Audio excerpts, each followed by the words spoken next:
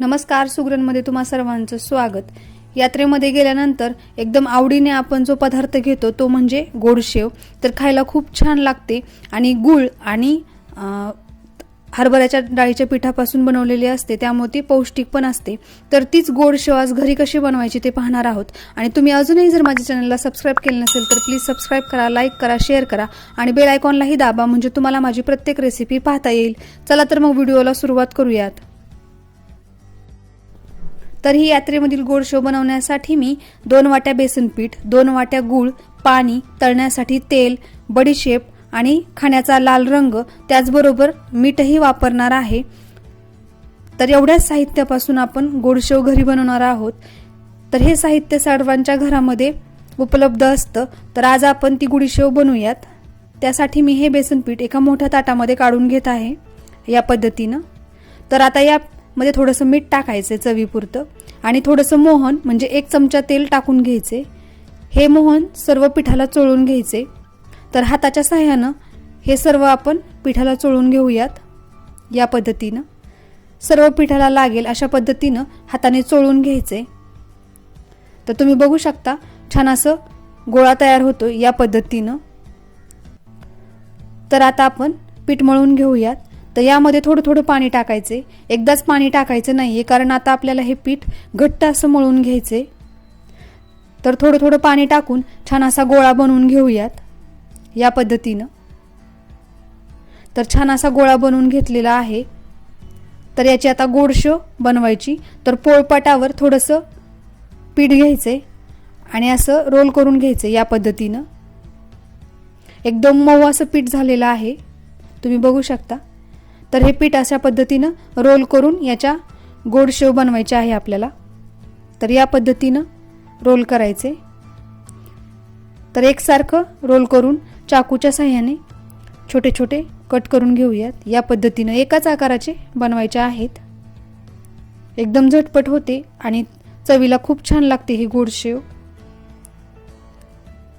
तर घरी बनवल्यामुळे ती चवीला तर छान लागतेच, त्याबरोबर हे सगळं साहित्य आहे ते सर्वांच्या घरामध्ये उपलब्ध असतं। तर अशा पद्धतीने मी सर्व गोडशेव बनवून घेते। एकदम झटपट होते, पीठ खूप छान झालेलं आहे। तर हाताच्या सहाय्याने रोल करून अशा पद्धतीने गोडशेव बनवून घ्यायची आहे। एकदम झटपट होते, जास्त वेळ पण लागत नाही आणि लहान मुलांना गोड खूप आवडत असेल तर तुम्ही अशा पद्धतीने गोडशेव घरी बनवू शकता। या पद्धतीने एकाच आकाराचे कट करून घ्यायचे। जे आपण मोहन टाकलं होतं त्यामुळे पीठ खूप छान असं तयार झालेलं आहे। तर मी सर्व अशा पद्धतीने बनवून घेते, एकदम झटपट होतात। तर सर्व बनवून घेतलेले आहेत। तर आता आपण हे तळून घेऊयात। तर तळण्यासाठी मी गॅसवर तेल गरम करायला ठेवलं होतं। यामध्ये अशा पद्धतीने टाकून घ्यायचे ते, तर थोडे थोडे टाकायचे आणि तळून घ्यायचे ते। तर गॅस कमी ठेवला आणि कमी गॅसवर छान असं तळून घ्यायचे। या पद्धतीने सर्व बाजूंनी तळलं जाईल अशा पद्धतीने तळायचं आहे।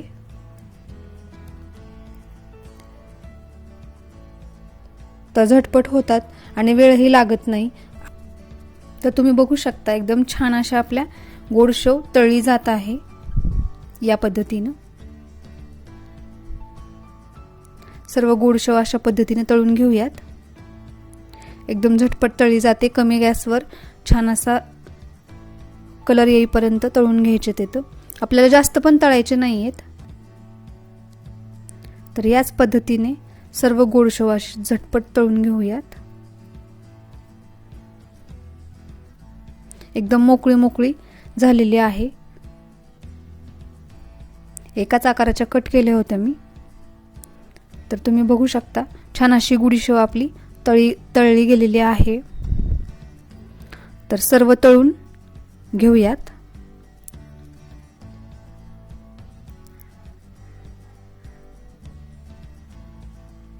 तर अशा पद्धतीने मी सर्व गोडशेव तळून घेतलेली आहे। तर आता आपण पाक बनवूयात। तर पाक बनवण्यासाठी मी गॅसवर कढई ठेवलेली आहे। यामध्ये गूळ टाकायचा आहे, गॅस कमी ठेवलेला आहे। थोडंसं पाणी टाकायचे जेणेकरून आपला गूळ विरघळला जाईल। तर सर्व गूळ आता या पाण्यामध्ये आपल्याला विरघळून घ्यायचा आहे, कारण याचा आपण पाक बनवणार आहोत। तर पाक तयार व्हायला सुरुवात झालेली आहे, गूळ विरघळायला सुरुवात झाली आहे अशा पद्धतीने। तर छान अशी उकळी आली आपल्या पाकाला, लगेच तयार होत नाही, थोडा वेळ लागतो, कारण आपण यामध्ये थोडंसं पाणी टाकले।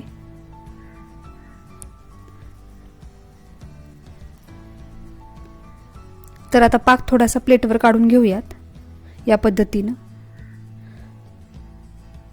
एका जागेवर पाक थांबतोय, त्यामुळं आता यामध्ये बडीशेप तुम्ही बारीक करून तर टाकली तरी सुद्धा चालेल, परंतु मी तशीच टाकलेली आहे।